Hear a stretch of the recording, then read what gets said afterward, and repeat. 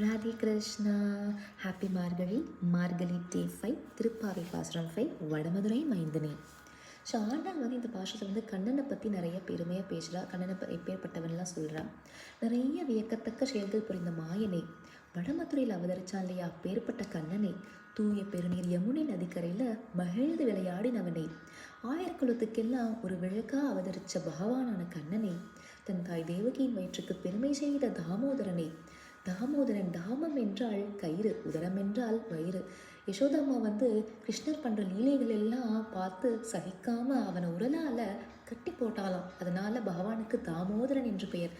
அப்பேற்பட்ட பகவானை நாம் எல்லோரும் தூய மனசோட மலர்கள் எல்லாம் தூவி தொழுது வாயில் பாடி மகிழ்ந்தா நாம் செஞ்ச பாவங்களும் இனிமேல் செய்ய போகும் பாவங்கள் எல்லாம் தீயில எப்படி ஏதாச்சும் போட்டால் நசுங்கி போயிடுமோ அந்த மாதிரி எல்லாம் தூஷா போயிடும், தூசாகும் அப்படின்னு சொல்லி ஆண்டாள் சொல்கிறா. இந்த பாசுரத்தில் ஆண்டாள் நவவிதமான பக்தியில் 3 வகையான பக்தியை பற்றி பேசுகிறா. ஃபஸ்ட்டு தூயமாய் நாம் தூமலர் தூவி தொழுதல், அர்ச்சனம், வாய்நாள் பாடி கீர்த்தனம், மனதார நினைக்க, மனதினால் சிந்திக்க ஸ்மரணம். ஸோ இந்த 3 விதமான பக்தியை பற்றி ஆண்டாள் பேசுகிறா.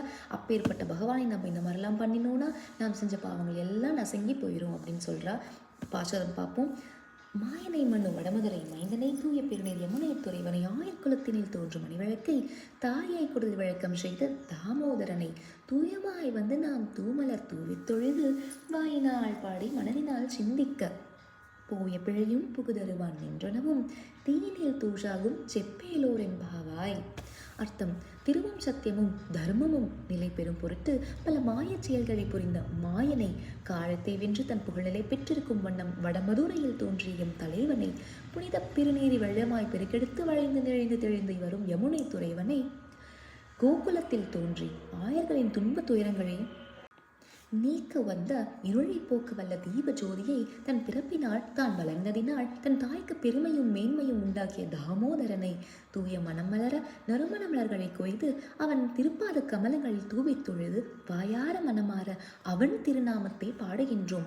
புகழ் பாடும் அவன் புகழை மனதார சிந்திக்க எங்கள் மனங்களிலே நின் திருவருள் ஞானம் தோன்றுவதற்கு முன் செய்த பிழைகளும் இனிமேல் அறியாமல் தெரியாமல் செய்யும் பாவங்களும் தீயினில் விழுந்து தூசு தும்புகளை போல கருகி தீர்ந்துவிடும். எனவே சீரும் சிறப்புமிக்க தோழிகளே, பகவானின் திருநாமத்தையே கூறுவோமாக என்று எடுத்துரைக்கிறாள் ஸ்ரீ கோதையால்.